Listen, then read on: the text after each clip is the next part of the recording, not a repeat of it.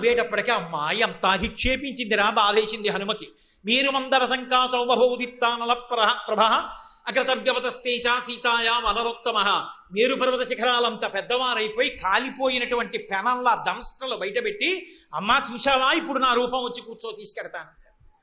భర్తుభక్తిం పురస్కృత్య రామధన్యస్య వానర నస్పృశామి శరీరం తు పుంసో వానర పుంగవ. ఆనాడు నన్ను రావణాసురుడు అపహరించి తీసుకుని వచ్చాడంటే స్పృహలేని స్థితిలో తీసుకొచ్చాడు. ఈనాడు స్పృహలో ఉండి ఎంత పుత్ర సమానుడవైనా నిన్ను నేను ముట్టుకోను, రాముడు వచ్చి నన్ను తీసుకెళ్లాలంది. అంత కష్టంలో ఉన్న పరపురుషుడి యొక్క భుజం మీద కూర్చుని తాను తిరిగి వెళ్ళిపోవడానికి ఇష్టపడలేదు. అలా వెళ్ళిపోతే రామచంద్రమూర్తి యొక్క కీర్తి మసకబారిపోతుంది. రాముడేమిటో, రాముడి పరాక్రమం ఏమిటో లోకానికి చూపించాలి. బండన భీముడర్తజన బంధవుడు జ్వల బాణతోణ కోదండ కళా ప్రచండ భుజదండవ కీర్తికి రామమూర్తికిన్ రెండవ సాటి దైవమిక లేడరుచున్ గడకట్టి భేరికాడండ నిడదంబుల జండము నిండ మత్త వేదండము నిక్కి చాటను దాచరధీ కరుణాపయోనిధి అంటాడు గోపరాజు గారు. అటువంటి రామచంద్రమూర్తి వచ్చి పౌరుష పరాక్రమములను ప్రకటించి రావణ సంహారం చేసి తనని తీసుకెళ్ళాలి. అంతే తప్ప హనుమ యొక్క భుజం మీద కూర్చుని వెళ్ళడానికి ఆవిడ ఇష్టపడలేదు. మహాపతివ్రత నా తల్లి భర్త యొక్క కీర్తి గురించి ఆలోచించింది, అంత వశపడింది. ఆవిడ అనసూయమ్మకి చెప్పింది అయోధ్యకాండలో, అమ్మా అందరూ సీతారామ కళ్యాణం అంటే నేనేదో రామచంద్రమూర్తి వచ్చి ధనుర్భంగం చేశారు, వెంటనే పొంగిపోయి మా నాన్నగారు నీటి కలస పట్టుకుని బయలుదేరారు, అంతవరకు సత్యమేనమ్మా. అత్యద్భుతమతించంచాతిర్కతమిదింయా అన్నాడు జనక మహారాజు గారు లేచి. అద్భుతం, నేను ఊహించలేదు. ఎందుకని? కొక తిర్మానుషానంచ ధనుషస్య ప్రపూరణే ఆరోపణే సమాయోగే వేపనే తొలనేపివా అన్నాడు ఒకప్పుడు. ఆ మనుష్యుడు శివధనుస్సు ఎక్కువ పెడతాడా, వింటినారి సంధిస్తాడా, దాన్ని ఉంచుతాడా? ఎలా సాధ్యం మనుష్యుడికి? మనుష్యుడిని నింద చేశాడు. అటువంటి వాడు లేచి నిలబడిపోయి స్థాణువైపోయాడు. అత్యద్భుతం, నేను ఊహించలేదు. జనకానాం కులే కీర్తిం మహర్ష్యతి మే సుత. నా తల్లి సీతమ్మకి భర్త లభించాడు, పొంగిపోయాడు. ఇంత పొంగిపోయిన జనక మహారాజు గారు బంగారు పాత్రతో నీళ్లు పట్టుకుని వెళ్ళాడు ఆ రామచంద్రమూర్తి దగ్గరికి. రామ సీతమ్మ పాణిని గ్రహించన్నాడు. రాముడు అన్నాడు, మీరు పిల్లనివ్వడానికి మీరెవరు, పుచ్చుకోవడానికి నేనెవరు? శివధనస్సుని ఎక్కుపెట్టానంటే క్షత్రియుణ్ణి కాబట్టి శివధనస్సుని ఎక్కుపెట్టాను. మీరిస్తానంటే పుచ్చుకోను, మా నాన్నగారు పుచ్చుకోమంటే పుచ్చుకుంటా. ఎందుకంటే కోడలి స్థానం మా నాన్నగారికి. మా నాన్నగారు రామా నీ పక్కన పత్నిగా కూర్చోవడానికి ఈమె అర్హురాలు అని చెప్పవలసిన వాడు ఆయన. ఆయన చెప్తే తీసుకుంటానన్నాడు. అప్పుడు గబగబా కబురు చేశాడు. అప్పుడు చెప్పింది సీతమ్మ అనసూయతో, దీయమానాం నతుతదా ప్రతిజగ్రాహ రాఘవ అవిజ్ఞాయ పితుశ్చంధ అయోధ్యాధిపతే ప్రభో. అమ్మా నా భర్త ఎంత గొప్పవాడో తెలుసా? తండ్రికి వశవర్తి అమ్మా. ధర్మమునకు అలా వశపడతాడు. మా నాన్నగారు వచ్చి వీళ్ళ గుణగణాలు కనుక్కుని వీళ్ళ వంశంతో మా వంశం మెట్టచ్చని నిర్ణయం చేసి రామా సీతమ్మని పాణిగ్రహణం చెయ్యంటే అప్పుడు పాణిగ్రహణం చేస్తానన్నాడు. మా మామగారికి మా నాన్నగారు కబురు చేశారు. కబురు చేస్తే కొన్ని రోజులు ప్రయాణం చేసి దశరథ మహారాజు గారు వశిష్ఠ మహర్షి ఇతర మహర్షులతో కలిసి వచ్చాడు. వచ్చి కూర్చున్న తర్వాత పెళ్లి నిర్ణయం చేయడం అంటే మీకెంత వస్తుంది, మీ సామ్రాజ్యం ఎంత, దాని విస్తీర్ణం ఎంత అని అడగలేదు. పెద్దలు నిర్ణయించినారుగాన ఈ ఉభయ వంశాలు ఒకదానితో ఒకటి వియ్యం అందవచ్చా? నిర్ణయం చెయ్యవలసినటువంటి వాళ్ళు ఉన్నారు పెద్దలు అక్కడ. దశరథ మహారాజు గారి తరపున మాట్లాడడానికి వశిష్ఠుడు ఉన్నాడు, అక్కడ విశ్వామిత్రుడు ఉన్నాడు. జనక మహారాజు గారి తరపున మాట్లాడడానికి శతానందుల వారు ఉన్నారు. వాళ్ళు మాట్లాడుకోవాలి. వాళ్ళు మాట్లాడుకుని మీ ఇద్దరు ఉభయ వంశాలు తరిస్తాయి, మీరు పిల్లనివ్వవచ్చు, వారు పుచ్చుకోవచ్చు అంటే అప్పుడు పెళ్ళి. అందుకని ముందు తన వంశ చరిత్ర చెప్పమన్నాడు. మనము చేసుకుంటాం నిశ్చితార్థం. మనం అంటే నేను మీ వంటి పెద్దలను అధిక్షేపించట్లేదు, నాబోటిగాడి గురించి. కనీసం తండ్రి పేరు, తాత పేరు, ముత్తాత పేరు 3 తరాలు కూడా గుర్తుండవు. అదే రామచంద్ర ప్రభు అయితే విశ్వామిత్రుణ్ణి వశిష్ఠుణ్ణి తీసుకొచ్చి దశరథుడు కూర్చోపెట్టి ఇక్ష్వాకు వంశంలో ఉన్నటువంటి మహారాజులు వాళ్ళ చరిత్ర అంతటినీ కూడా ఒక్క మహారాజు పేరు తప్పకుండా మొత్తం చెప్పండి. చెప్పిన తర్వాత జనక మహారాజు గారు సంతోషిస్తే, ఇష్టపడితే, ఆయన పిల్లని ఇస్తానంటే అప్పుడు పుచ్చుకుంటానన్నాడు. ఇవాళ మగపెళ్లివారు గొప్ప, ఆడపెళ్లివారు తక్కువ అంటారు. శ్రీరామాయణంలో దశరథ మహారాజు గారు ఏమన్నాడో తెలుసా? అసలు ఇచ్చేవాడోడు ఉంటే కదూ పుచ్చుకునేవాడోడు ఉండడం, నువ్వు పిల్లని ఇస్తే కదూ నేను పుచ్చుకోవడం, నీదే పై చెయ్యయా, నాది కింద చెయ్యి, అలా మాట్లాడతామేం జనక అన్నాడు.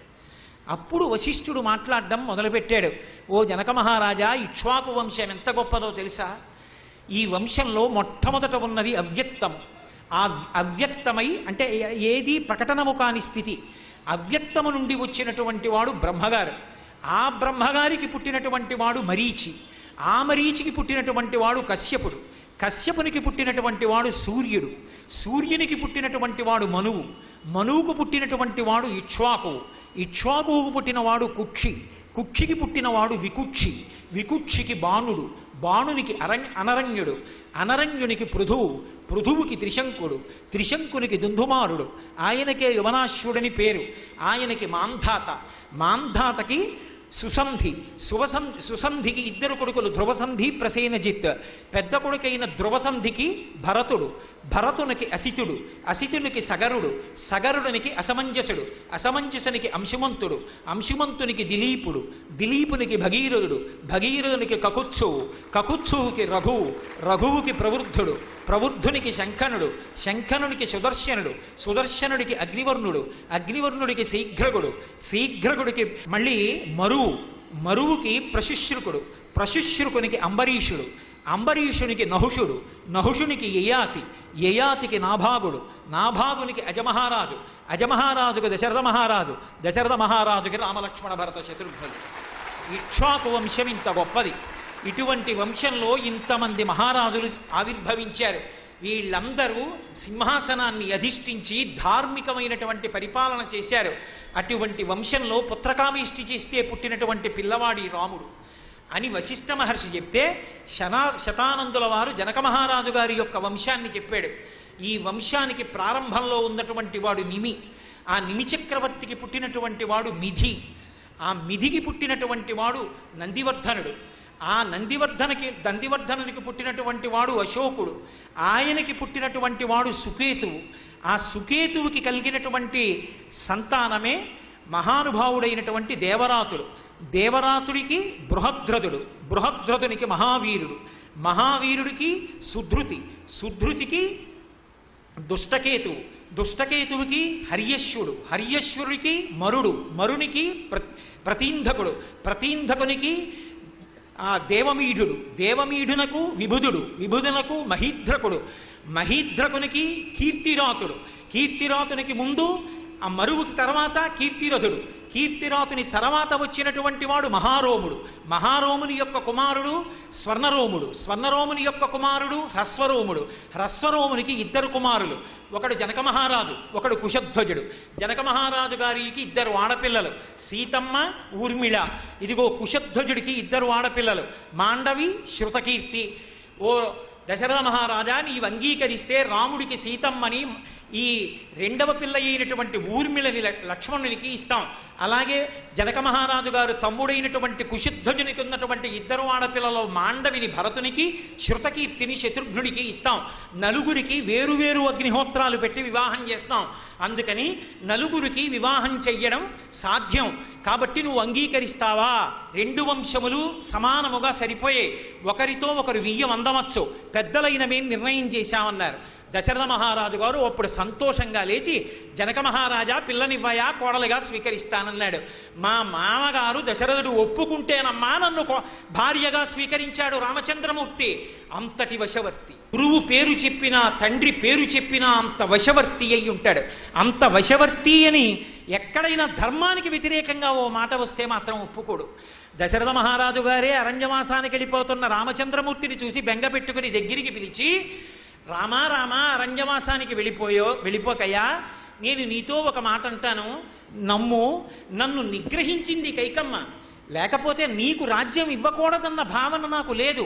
నిన్న రాత్రి నన్ను నిగ్రహించి నేను 2 వరాలు ఇచ్చాననేటటువంటి మిషతో బలవంతంగా రాజ్యాన్ని కైవసం చేసుకుంది. నేను 2 వరాలు ఇచ్చాను కాబట్టి రాజ్యం ఇచ్చేశానన్నాను. రాజ్యం ఇచ్చేశానన్నంత మాత్రం చేత భరతుడికి రాజ్యం వెళ్ళిపోదు. రాజ్యం వీరభోజ్యం. కాబట్టి నువ్వు ఒక్క ఉపకారం చెయ్యి. ఏం చేస్తావో తెలుసా? నీవు నన్ను నిగృహ్యమాం భవరాజా, నువ్వు రాజువిక, నన్ను బంధించు, కారాగారంలో పడై, నువ్వు రాజ్యమేలు. రాముడు రాజ్యం ఏలుతున్నాడు, నేను అంతఃపురంలో ఉన్నానని అప్పుడప్పుడు నువ్వు కారాగారం ముందు నుంచి నడిచి వెళ్ళిపోతుంటే నిన్ను చూసి బతికేస్తాను రామా, నువ్వు వెళ్ళిపోతే చచ్చిపోతానన్నాడు. నాన్నగారు చెప్పారు రాజ్యం కూడా బుచ్చేసుకోమని ఖైదులో పెట్టని రాముడు పుచ్చుకోవాలా. నాన్నగారు 14 ఏళ్ళు ఎంతలో తిరుగుతాయండి, ఇలా బెంగ పెట్టుకోవచ్చా? బెంగ పెట్టుకోకండి, మంచి రోజులు మళ్ళీ వస్తాయి అని నాన్నకి నచ్చ చెప్పి అరణ్యవాసానికి వెళ్ళిపోయాడు, తండ్రిని సత్యమునందు నిలబెట్టడానికి. సత్యమేవేశ్వరో లోకే సత్యం పద్మాశ్రిత సదా సత్యమూలాన్ని ధర్మాన్ని సత్యాన్నాస్తి పరమం పదం అంటాడు. రామలక్ష్మణ భరత శత్రుఘ్నులు నలుగురిది ఇదే తీరు. లక్ష్మణుడు రాముడికి వశవర్తి అవుతాడు, భరతునికి శత్రుఘ్నుడు వశవర్తి అవుతాడు, మళ్ళీ భరతుడు రాముడికి వశవర్తి అవుతాడు. ధర్మమూర్తులైన వారికి వశవర్తులైనటువంటి కారణం చేత రామాయణంలో వాళ్ళ యొక్క శీలాలు అలా చెక్కబడ్డాయి, అంతటి మహితాత్ములయ్యారు.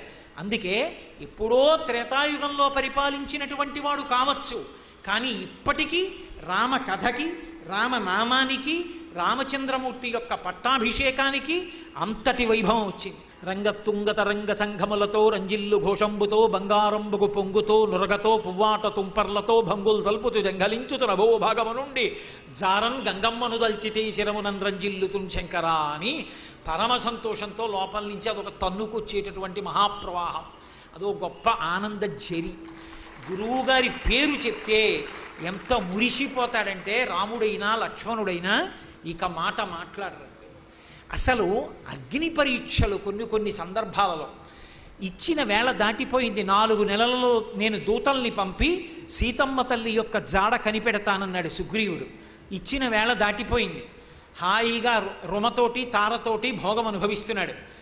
ఎక్కడ లేని ఆగ్రహం వచ్చినటువంటి లక్ష్మణస్వామి ఊగిపోతూ ధనుష్టంకారం చేశాడు. ఎంత తాగి ఉన్నా సుగ్రీవుడు చాలా తెలివైనవాడు. లక్ష్మణస్వామి ఆడదాన్ని చూస్తే కోపాన్ని కుబుసం విడిచినట్టు విడిచిపెడతాడు. కాబట్టి నువ్వు వెళ్ళి శాంతపరచని తారని పంపాడు. అంతఃపుర స్త్రీ మెడలో హారాలు కూడా సరిగా లేకుండా కనుగుట్లు తిరుగుడుబడి ఆమె నడుం వంగి బాగా భోగం అనుభవించినటువంటి స్థితిలో అలాగే బయటికి వచ్చి, లక్ష్మణ ఏమిటి అలా దూరంగా నిలబడతావు, స్నేహితుడి ఇల్లు నీ ఇల్లు కాదా, నీకు స్వాతంత్ర్యం లేదా, వచ్చి కూర్చో అంది. ఒక అంతఃపుర స్త్రీ వచ్చి మాట్లాడుతుంటే దూరంగా జరిగి నిలబడ్డాడు. అది వాళ్ళ ధర్మం. తండ్రి చెప్పిన మాటలు అంత పనిచేసాయి, గురువు చెప్పిన మాటలు అంత పనిచేసాయి వాళ్ళకి. మహానుభావుడు నిలబడితే ఏదో ఆవిడ ధర్మ సూక్ష్మాలు చెప్పింది.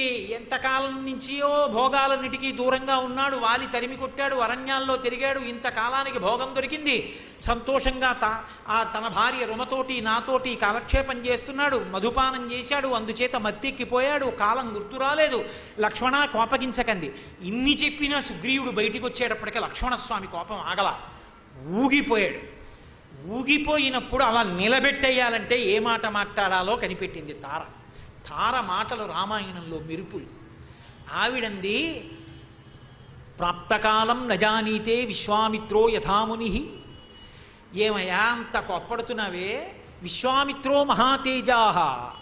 విశ్వామిత్రుడు మీ గురువు, ఆయన కాలాన్నే మరిచిపోయాడు కదా ఒకప్పుడు. కిం పృచ్ఛసి పృథగ్జన.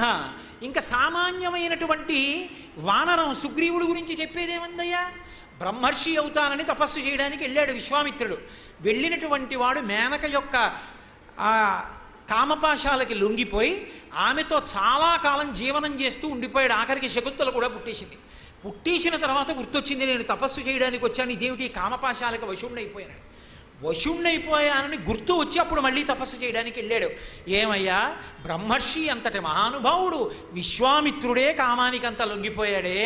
సామాన్యమైన వానరం ఇన్నాళ్ళు కష్టాల్లో ఉన్నవాడు ఇన్నాళ్ళకి భార్యలు దొరికి రాజ్యం దొరికి మధువు తాగి మత్తెక్కి కాలాన్ని మరిచిపోతే పెద్ద విశేషమయ్యా అదేమైనా. కాబట్టి అంత తప్పు పడతావా దానికి అని అడిగింది. ఇంకా అట్టే వాదించాడు అనుకోండి, గురువుగారి విషయం వచ్చింది అక్కడ. ఇంకా అట్టే మాట్లాడితే గురువుగారు మేనకా గురించి పొడిగించవలసి వస్తుందని, గురువుగారి జీవితంలో మత్స గురించి మాట్లాడకూడదని అంతే ఉత్తరక్షణం ప్రసంగం అక్కడితో ఆపేశాడు. అంత కోపంలో ఉండనివ్వండి, గురువుగారి పేరు చెప్తే ఆగిపోతాడంతే. రామచంద్రమూర్తిదైనా అదే లక్షణం. ఎంత కోపంలో ఉండనివ్వండి.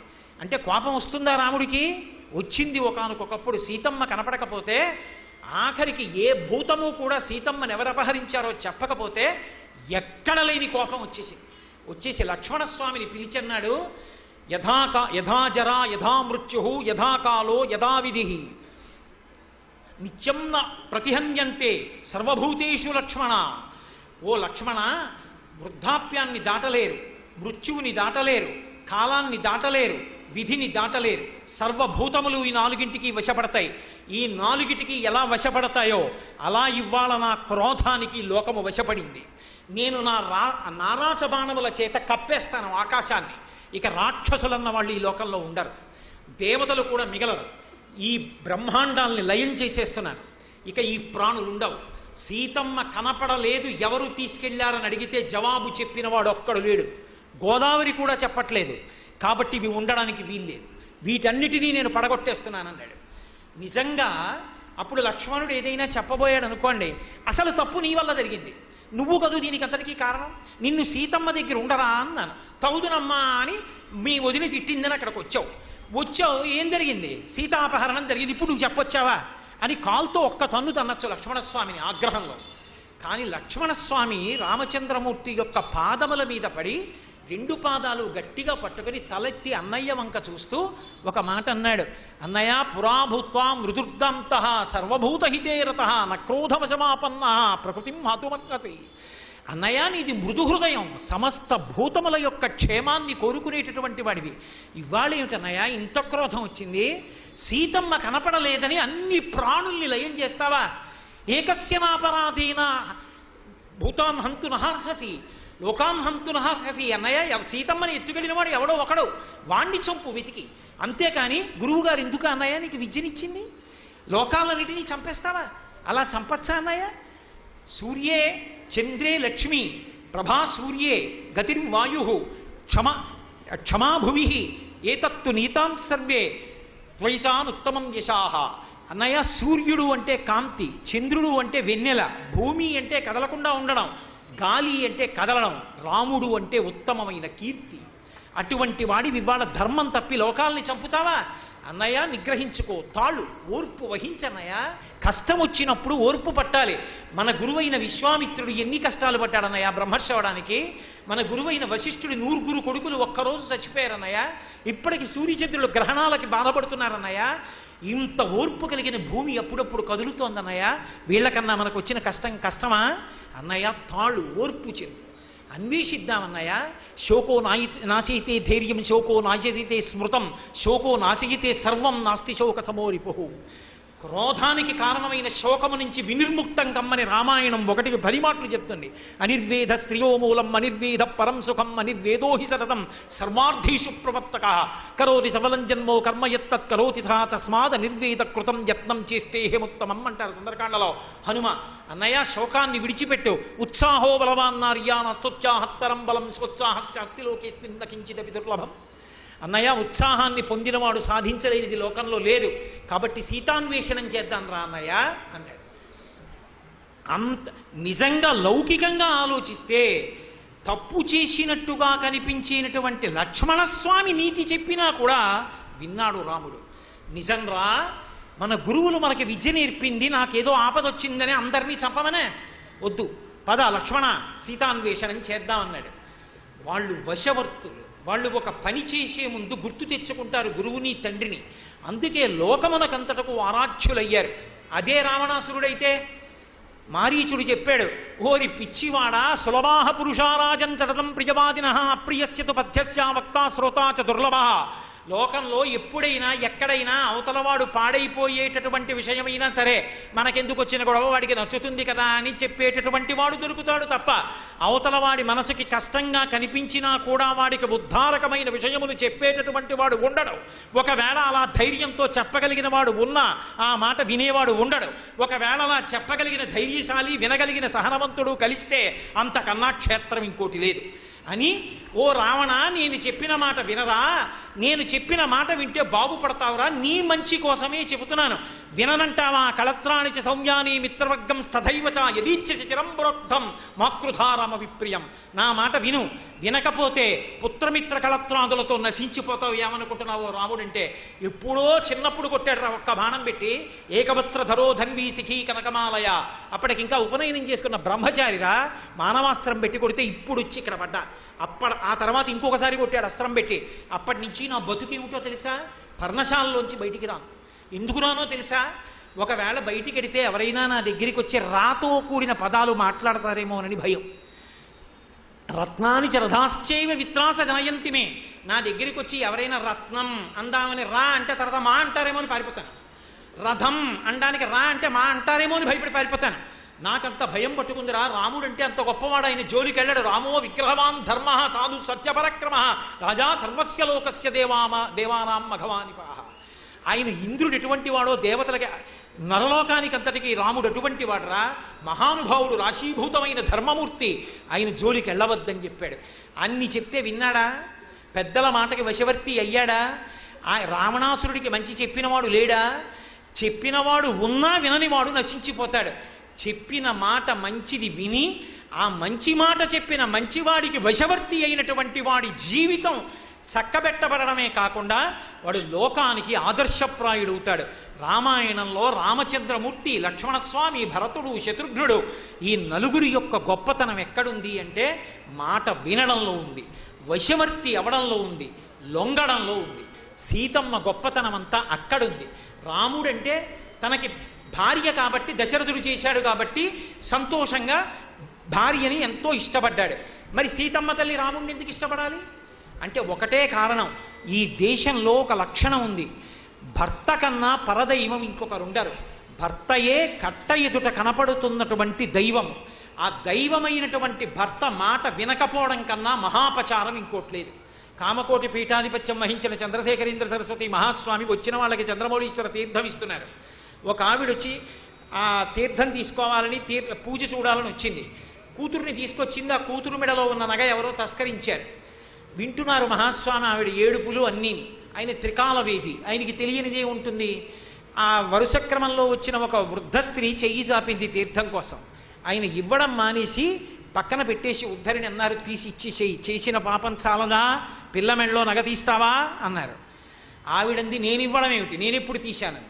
ఆయన ఆ మాట అన్నారని పక్క ఆడవాళ్ళు వచ్చి గబగబా ఆవిడ చీర మడతలు దులిపారు. ఆ పిల్ల మెడలోంచి తస్కరించిన నగ ఆవిడ ఒళ్ళోంచి కింద పడింది. ఆ నగ పక్కన పెట్టుకున్నారు మహాస్వామి.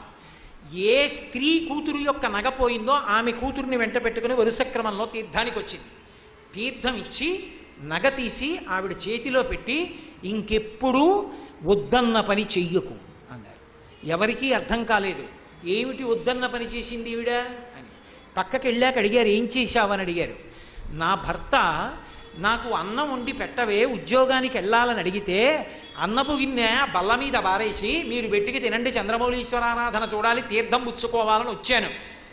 అది నీ చేసిన తప్పు. భర్త చెప్పిన మాట వినడం, భర్తకి ఉపచారం చేయడం కన్నా దైవసేవ ఆడదానికి లోకంలో ఇంకోటి లేదు. అనసూయామాత అదే అంటుంది, నాతో విశిష్టం పశ్యామి బాంధవం విమృశంచహం సర్వత్ర యోగ్యం వైదేహి తపకృత మిహావ్యయం అంటుంది. అమ్మా, భర్తని మించిన వాడు లోకంలో ఆడదానికి లేడమ్మా. తండ్రి గారు మితంగా ఇస్తాడు, అన్నదమ్ములు మితంగా ఇస్తారు, సమాజంలో ఉన్న వాళ్ళు మితంగా ఇస్తారు. అపరిమితంగా ఇచ్చేవాడు భర్త ఒక్కడే. ఇవాళ నేను ఇక్కడికి వచ్చి చేసిన రామాయణ ప్రవచనానికి ఏమైనా ఫలితం ఉందనుకోండి, ఇందులో సగ భాగం నాతో రాకపోయినా నా భార్యకి పడిపోతుంది. రాలేదు అంటే తగినంత బలమైన కారణాల వల్ల రాలేదు. నా మాట నేను రమ్మంటే రాకుండా ఏదో మాట కాదని రావడం మానేసిందని మీరు అర్థం చేసుకోకూడదు. కాబట్టి ఇంట్లో ఉన్నా తనకి ఎలా ఇందులో సగభాగం పడిపోతుంది అంటే, అపరిమితంగా ఎవరివ్వగలరు? భర్త ఇవ్వగలడు. భర్త ఇచ్చినది అపరిమితం. అమ్మా అన్న పేరుతో పిలిపించుకుంటోంది. ఆయన తేజస్సుని స్వీకరించి ఆ ఐదోతనంతో అన్ని పూజలు అందుకుంటోంది. అపరిమితం ఇవ్వగలిగిన వాడు భర్త ఒక్కడేనమ్మా అంటుంది అనసూయామాత. అటువంటి భర్త చెప్పిన మాట కాదని తీర్థం కోసం వచ్చావే, దానివల్ల నీ నగపోయింది. ఇంకెప్పుడు వద్దన్న పని చెయ్యకు. పరోక్షంగా మహాస్వామి ఉపదేశం చేశారు. సర్వం శ్రీ ఉమామహేశ్వర పరబ్రహ్మార్పణమస్తు. స్వస్తి.